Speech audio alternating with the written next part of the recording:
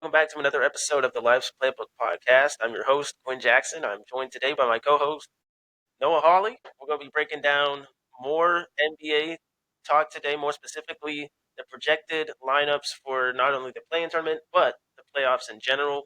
We'll be going through what we think the potential NBA playoff picture will look like, because there is only a month of regular season, a little less than a month of regular season basketball left at this point, as well as talk about and give our reactions to the Stephen A. Smith LeBron James controversy. With that being said, this is season 2, episode 12, the final episode of season 2. We'll be headed to season 3. So, having said that, let's get into today's episode. Before we get into today's episode, download Prize Picks, the most elite sports fantasy app. If you want a chance to show off your sports intelligence. Having said that, let's get into today's episode. I'll kick us off with the Eastern Conference standings and the play-in tournament scenarios as of right now for the Eastern Conference. We'll run through the standings. Again, these are all updated as of yesterday, March 12th. The Cavs, we know, are the first team to clinch a playoff seed, 55-10. They are the number one seed in the East. Very well deserved. We have been phenomenal all season long. The Celtics are 47-19. They're the second seed. The Knicks are the third seed at 42-23. The Bucks and the Pacers are both tied, 36-28. The Bucks are fourth, and the Pacers are fifth.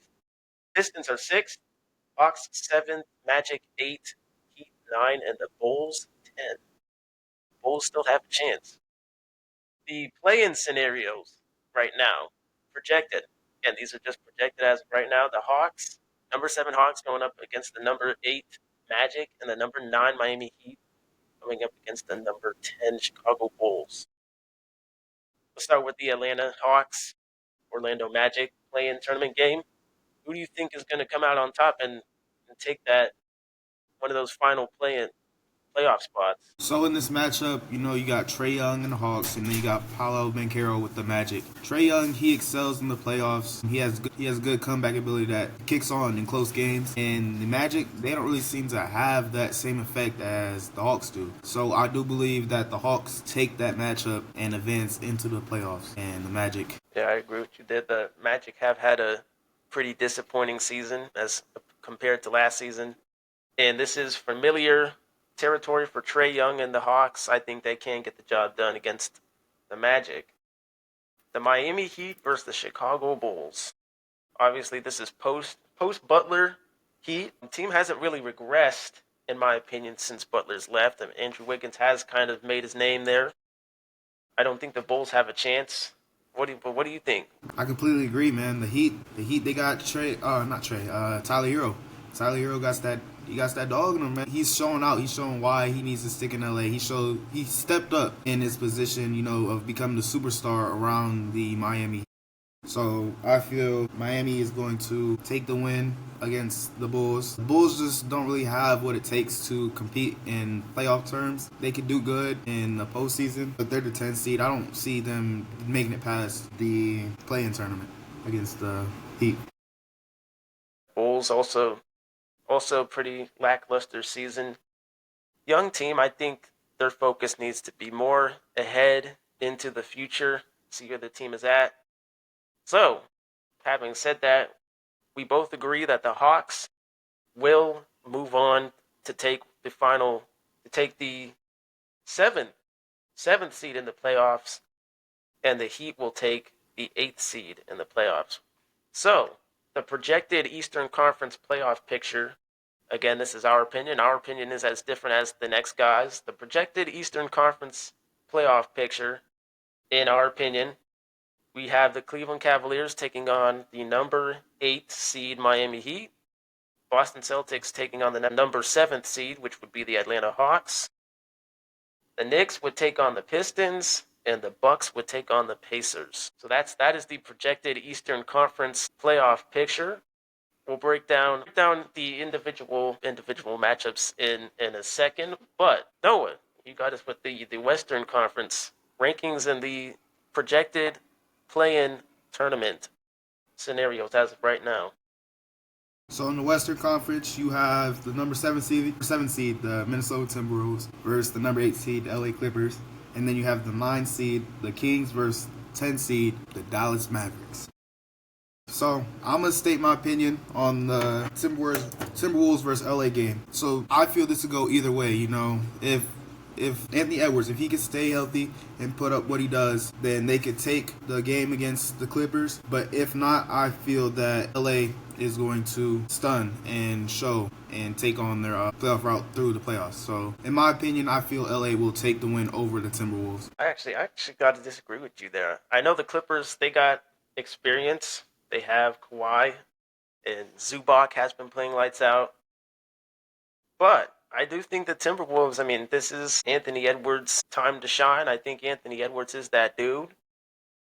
And I think despite, the big gap in defense, because obviously the Timberwolves traded Karl Anthony Towns, and he was a big defensive guy.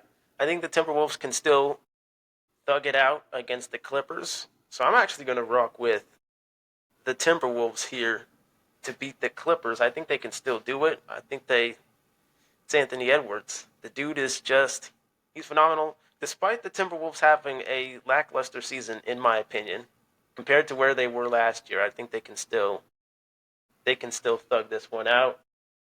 Kings versus the Mavericks. I don't know about that one. I mean, if Luka was there, I would feel a lot more comfortable picking the Mavericks, but with all the injuries they got, and Luka not being there anymore, I'm gonna have to go with the Kings. I think the Kings, they have the right personnel to handle this Mavericks team, and this Mavericks team doesn't have Luka anymore, and they're ridden with injuries.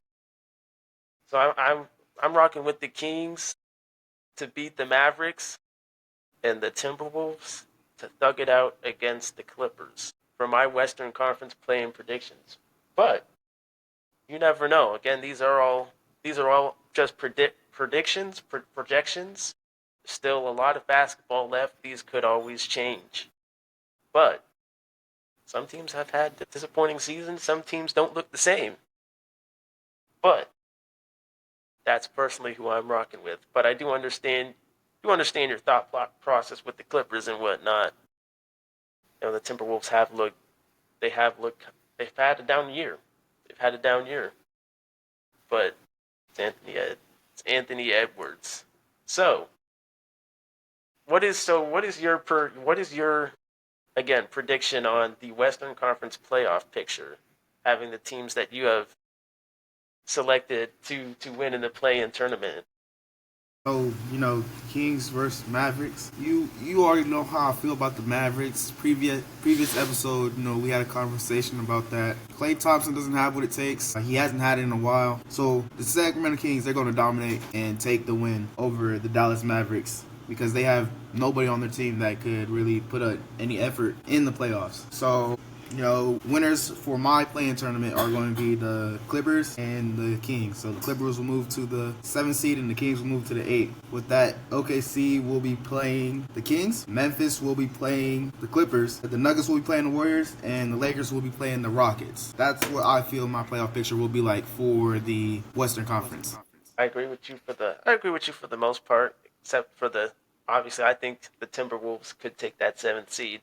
But agree with you for the most part. Having said that, it's time. Let's talk about some of these matchups here. We're not gonna go predict the entire playoff picture because again these could always change, and these are just projections as of right now. But with the predictions that we have already made, I think it's only fitting that we talk about the matchups at least.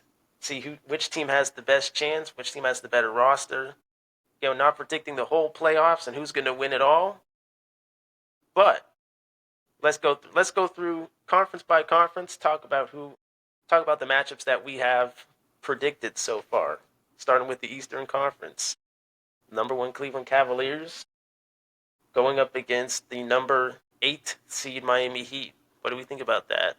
Is it a clean would it be a clean sweep on the Cavs' part? I have the Cavs going in 6. The Cavs, they struggle with going down against teams, but they do find a way to come back up and take a win. But I feel that will affect them in the playoffs if it continues to happen. So I do have them losing 2 games, but they do win the series with the 4-2 and advance further on into the playoffs.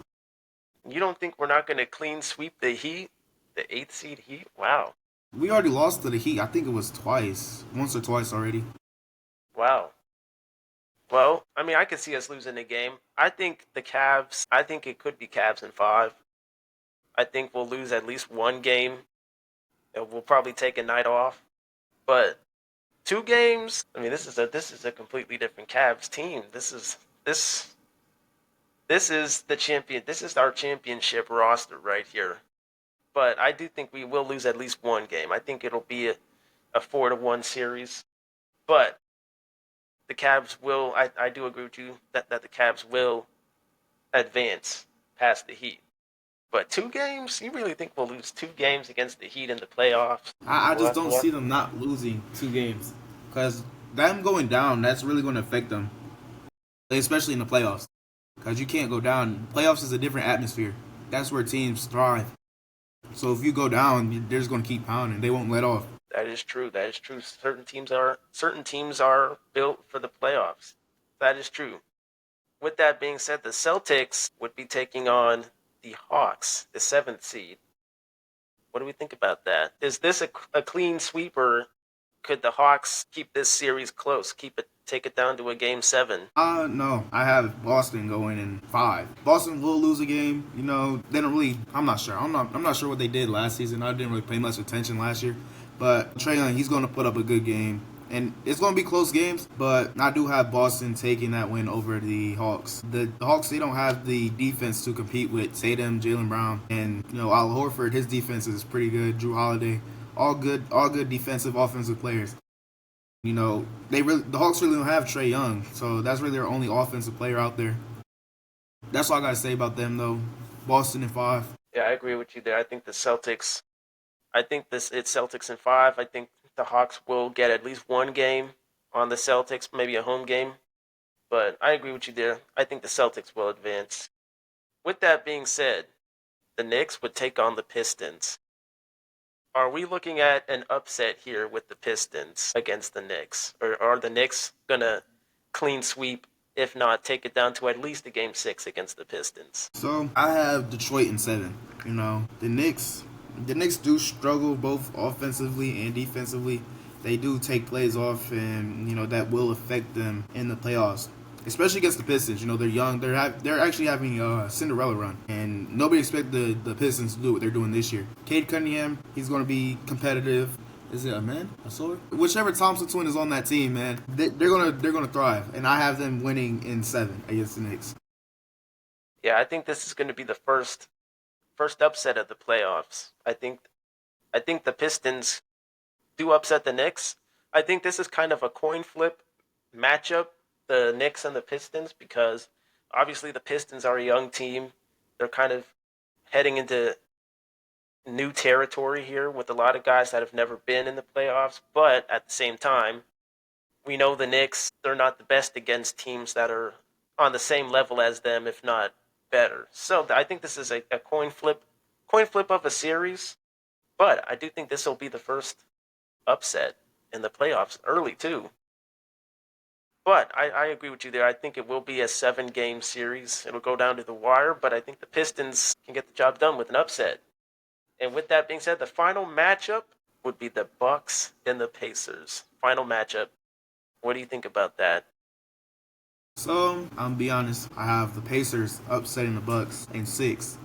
So I'm not doubting Giannis, man, but there's not really many players surrounding him to help him in the playoffs. I don't really have that Bucks team being what they used to be, championship contenders. And the Pacers, they're young. They got Siakam, Halliburton, and we seen what Halliburton's done this year. They just recently beat the Bucks too, close game, overtime. So yeah, I have the Pacers going in 6 against the Bucks.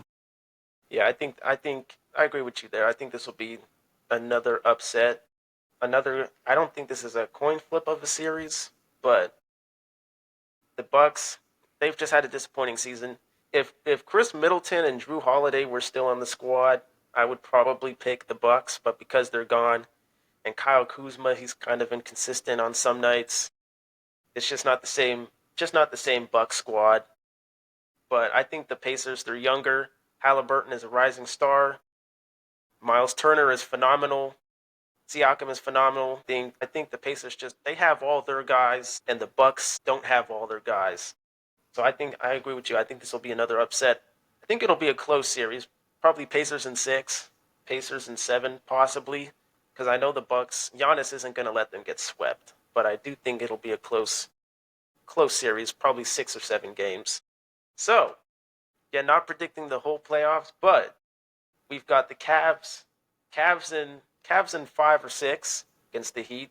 We have the Celtics in 6 against the Hawks. And our upsets are the Pacers and the Pistons. Again, these are all just projections. Our opinions are as different as the next guys. With that being said, let's move into the Western Conference matchups. And the Western Conference matchups are a little different. We have the number 1 seed OKC. You're rocking with the Clippers. You have this Thunder going up against the Clippers, but I have them going up against the Wolves. We have the Grizzlies against the 7th seed Kings. I think we both agreed the Kings would be the 7th seed over the Mavericks. The 3rd seed Nuggets against the Warriors, and the 4th seed Lakers against the Rockets. Let's start with OKC versus the Clippers. Do you think it's going to I be a believe clean this. sweep? Yeah. So I believe that this is going to be our first sweep that we see in the playoffs that happens. You know, Shea, young guy, he likes to put out that effort, man. And the team that he's built around, they got the mentality, they got the thrive to win. So I do have the Thunder sweeping them in 4. Yeah, I think the Thunder. I think the Thunder could sweep them. And sweep them in 4. Obviously, I think the Clippers. If the Clippers could get a game on them at least, but this is pretty much the same Thunder squad we saw from the last playoffs, only with a bit more experience. So they could get a sweep there.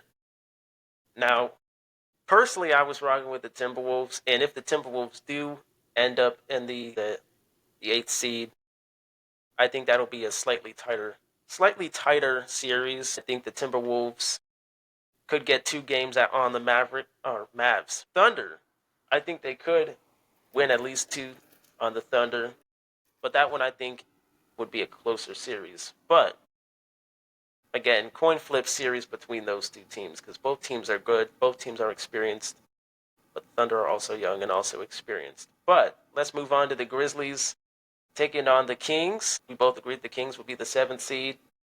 Is this another sweep? Or is this not another sweep? So I'm gonna say Grizzlies in 7. You know, Memphis is a young team. They don't really have much experience in the playoffs. You know, John Morant, he missed a lot of last year, so he didn't really get to the playoffs. 7, the Kings, they have DeRozan and they have Levine. Good matchup. It's gonna be close games, back and forth, back and forth.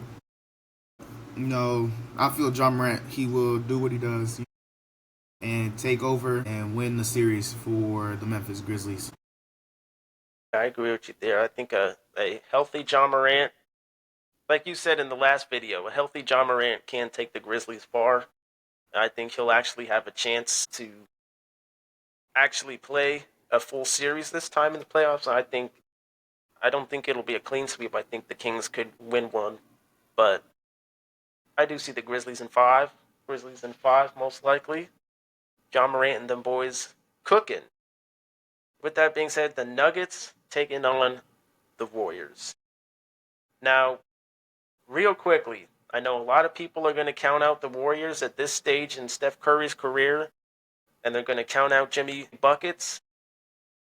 But personally, I'm not going to count out the Warriors to win this matchup. I'm not saying they're going to win, but I just wouldn't count them out. I don't think they'll get swept. I think this will be a Game 6, Game 7 type of series. But what are your thoughts on that? I'm gonna be honest. I have the Warriors in 7 against the Nuggets. The Warriors are basically just a team full of guards. The Nuggets, they got Joker, they got Westbrook, they got Gordon, they got not Miles Turner, they got God dang, I forget his name. Whatever his name is, bro.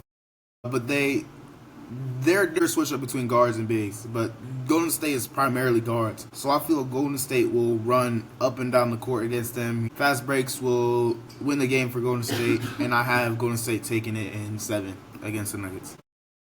I agree with you there. I think the Warriors again. Everyone's going to count out the Warriors because of Steph and where he's at in his career and whatnot.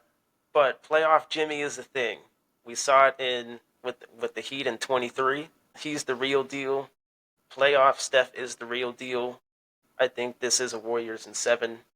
I think the Warriors can get the job done here in a 7-game series. With that being said, the final matchup in the Western Conference is the Luka Doncic Lakers versus the young Houston Rockets. The young Houston Rockets, young team. Is this a Lakers in 5? Or is this a sweep? So, me, big LeBron fan, bro. Biggest LeBron fan on earth, bro. I promise you. And potential last year for LeBron. So, he's going to go all out. It's going to be close games. But I do have the Lakers pulling away in 6 against Houston Rockets. Like you said, though, Houston's a young team. They got good players. They got stars. But, we got Bron, dude. Boom. You know what I'm saying? There's no reason for LeBron to not put out. And, Austin Reeves, they got Austin Reeves. I have the Lakers advancing to 6 against the Rockets. Yeah, I think the Lakers will get the job done here. I think this is a Lakers in 5 type of series. The Rockets are good. They're a young team, but they don't have the experience. I think they'll be back next year though, but this year it's not for them. So I think this will be a Lakers in 5 series. Luka Doncic, he's him. He's getting back to his rhythm. LeBron is LeBron, and he shows up in the playoffs. He's goated for what it is. But I think the Lakers can get it in 5. Rockets, great season, but y'all ain't gonna get it done against the Lakers. Too good, too experienced. Lakers in 5. So, with that being said, again, we not gonna predict the whole playoffs. That's an episode for another day. Plus, these aren't again. All of these matchups are not set in stone. These are just the projections as of right now. So, I think it would be most appropriate to break down the entire playoffs when we have all the matchups set in stone, because there is still some regular season basketball left, and who knows, maybe there could be room for some other team in the West to fight for that final 8th, 7th, and 10th seeds and 9th seed spot. But there you have it. You heard it from the best. Predict the predictions as of right now on the matchups. Let's shift gears and talk about a bigger storyline in sports media. We all saw the video. Stephen A. Smith getting confronted by LeBron Raymond James. What do you think about that? We've seen all the headlines. Stephen A. Smith, he's been going on a tour these past couple of days, breaking down the confrontation. What do you think? What do you think about that? It's not every day, somebody steps up to Stephen A. Smith like that. So LeBron had every right to do what he did. Talking about somebody's son, especially as a grown man. I don't know nothing about Stephen. I don't know if he has a family. I don't know if he has kids. But when you talk about another man's kid online in front of like millions, billions of people, bro, that's going to do something. Like you're starting something for yourself. And if you think that somebody's going to let that slide, then there's something wrong with you. LeBron, he cares about his kids. He cares about his family. And when you disrespect him like that, of course he's going to come up and say something to you. He had every right to do so. Stephen A., he's a big trash talker. He's not a big LeBron fan, which I don't know why he hates on LeBron. Different story for a different day. But I'm on LeBron's side with this whole thing. You should never talk about somebody's son, especially as a grown man. Talking about a kid, his first year. He still has a lot of growing to do. He does great in the G League. He should have took more time to develop in college, but he wanted to rush into play with his dad, which is understandable because this is probably our last time seeing Bron play, and they wanted to play with each other. But Bronny still has time to develop. He excels in the G League. He just can't put forth not the effort, but he just can't put in when it comes to an NBA game playing with these real stars. I don't know what Stephen A. Smith was thinking. You are right, Stephen A. Smith. He's come out and said multiple times that he doesn't hate on nobody, and he's not a LeBron and Bronny hater. But the clips speak for themselves. He's a big Jordan fan, obviously, so that's probably where a lot of this stems from. Again, another discussion, the GOAT debate for another day. But and like you said, Bronny, he's still got a lot of room to grow. I mean, I'm not sure why we were all expecting Bronny, to come into the league as the 55th pick and put up, prime LeBron numbers. You know, he was only the 55th pick coming into this year. So I'm first off, I don't understand that. Like, we were expecting him to be as good as his dad, if not better. And second of all, to what you were saying, Bronny still has a lot of time to improve, and he has looked good in the G League. I hope he continues to look good in the G League, and he will eventually make his name in the NBA for himself. But Stephen A. Man, I mean, he's a big guy.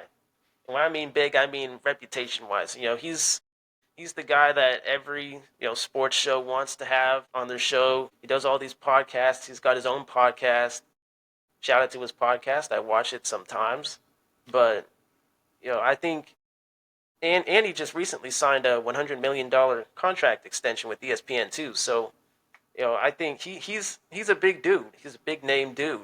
He's a big analyst in the sports media world. But I think using your platform like that to bring down a young man who was only drafted 55th, first off, and then going after LeBron as a father, not as an NBA player, because we know how great LeBron is as an NBA player, but as a father, I mean, you just can't do that. You can't do that. That's disrespectful, and I agree with you there. I'm siding with LeBron here. I don't think he was. I don't think it's he was out of line for his actions. I don't think coming up to him mid game. I believe that whole confrontation too was like right at the end of the third quarter. I think it was like the end of the third quarter or the start of the third quarter. But man, I don't know what Stephen A. Smith was thinking. I mean, we get it. We've all seen Bronny's NBA career numbers so far, and they're pretty bad. But we weren't expecting him to come in and be great. We were expecting him to make his name later. And I think, Stephen A. Smith was kind of expecting otherwise. He was expecting him to kind of be just as great, if not greater than his dad. And, a guy with a big platform like that, a lot of things get to your head, and you feel like you can say a lot of things about somebody and not expect to get the full totality of that person. But yeah, I agree with you. I agree with LeBron. He's completely justified in confronting Stephen A. Smith. I mean, if I was a parent and somebody was talking trash about my kid, I would definitely step in. I would definitely step in because that just ain't it. It ain't it. It's not right. And Bronny, we got to give Bronny time to grow. Got to give him time to improve, and he'll mold himself eventually into the NBA player that we have high expectations for. But right now it's just not it. And I don't know why we were expecting him to be him coming in as the 55th pick, but he'll shape himself eventually. But that wasn't it. That Yeah, wasn't it. talent doesn't happen overnight, man. And a lot of these superstars, they're not gonna be like their fathers did in these sports. Scottie Pippen's son, I do believe he was in the G League for a little bit of time. Then he signed with the Grizzlies, and he's still building up. He comes off the bench. He's a good rotation player. And then you got Shaq's son. I don't even think he's in the league. I think he's still in the G League. But a lot of these players' kids, they're not like their fathers. They're playing a whole different generation of basketball. The generation of basketball now is harder than it was in the past. You got LaMelo Ball. LaMelo Ball, he comes out here just doing random stuff and it works. Like, watching LaMelo Ball play is crazy. He's playing like he's playing in high school still. They didn't have that in the past. They did have Allen Iverson, but like a lot of their plays came through like done. It's not really big things. They didn't really have many crossovers and stuff. You know, taking a disrespect to like somebody's son. Nobody, I agreed. Like nobody expected Bronny to be like LeBron. There's only one LeBron. LeBron's a generational talent. Like we've never seen nothing like LeBron. That's just my whole opinion on this thing, man. Like attacking somebody as a father and going after their son is kind of childish, as you know, especially as a big name as he is. Yeah, it's just not it. We got to let him grow. Got to let this kid grow. Just because he's wears the mantle of, James doesn't mean he's going to automatically be great. Takes time to grow. Talent takes time to grow. Hard work takes time to grow. And again, I just don't understand why we were all expecting him to pop off immediately. I mean, the number two and the number one pick in that draft, they're hardly that good. Stephen A. He doesn't talk nearly as bad as to them about them as he does Bronny. So that it just doesn't make sense how everybody before Bronny. Not saying everybody before Bronny was trash, but if you look at some of the other picks and how they're doing in today's game, it's not like they're doing any better. You know what I'm saying? So I just don't understand why we were all expecting Bronny to be Timothy at the 55th pick when he'll be Timothy later down the line. But yeah, that's just coming after somebody as a father like that. It ain't it. It ain't it. And hopefully, Stephen A. Smith, he's learned his lesson, and if he can finally put this thing to rest. Obviously, we the media, we're never going to let him live that down because that's what we do. We're going to clown Stephen A. Smith for the rest of his life over this. But hopefully he learns from this and he can take different approaches when breaking down these younger guys in the future. But and real quickly for anybody who's anyone who's on the side of Stephen A, saying that Stephen A was doing his job and Bronny's in the league, so it's fair game at that point. I understand all that stuff. That's cool. Bronny is an NBA player, and naturally he's going to get critiqued by the higher ups, the analysts, the Hall of Famers, and whatnot. I understand all that, and Stephen A. to an extent was doing his job, but that can't be the excuse that we use to justify Stephen A. Smith's behavior. You know what I'm saying? Like, sure, he was doing his job, and Bronny, yes, is a player, and yes, he is up for discussion, and the analysts are going to talk about him. But that can't be the reason. Can't be the reason to justify Stephen A. Smith's side of things. Because I've been seeing a lot of that. I've been hearing a lot of that argument, and I don't know, man. You kind of can't use that to justify that type of behavior. That just ain't right. It ain't right. But having said that, this has been the final season of the Life's Playbook podcast. Noah, real quickly, did you want to add anything on to what I said? Or Nah, man, you really hit everything on what I said and what I agree with everything you're saying.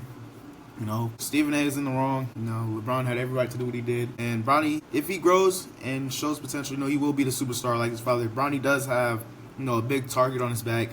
He has some big shoes to fill. But he's not going to be able to, like, be as great as LeBron. But he could, let's say LeBron's up here. Bronny could probably get to, like, right about here if he, works on himself and improves on what he's doing. And if he does what he does in G League in the NBA, he could get to that point. But he still has to grow. He still has to adjust. And yeah, that's really all I gotta say. yeah, but this has been season 2, episode 12 of the Life's Playbook podcast. No update yet on the collab that is coming up. Actually, pretty soon. I have to get in connections with our guest speaker to figure out when she'll be able to come on. But rest assured, more information on that will be out. Stay tuned for that. Make sure to like and subscribe under the video. Let us know your thoughts on the LeBron Stephen A. Smith controversy, whose side you're on. Let us know your predictions, your projected predictions for the NBA standings as of right now. And with that being said, we'll catch you guys Sunday for the first episode of season 3. Say, till then, peace out.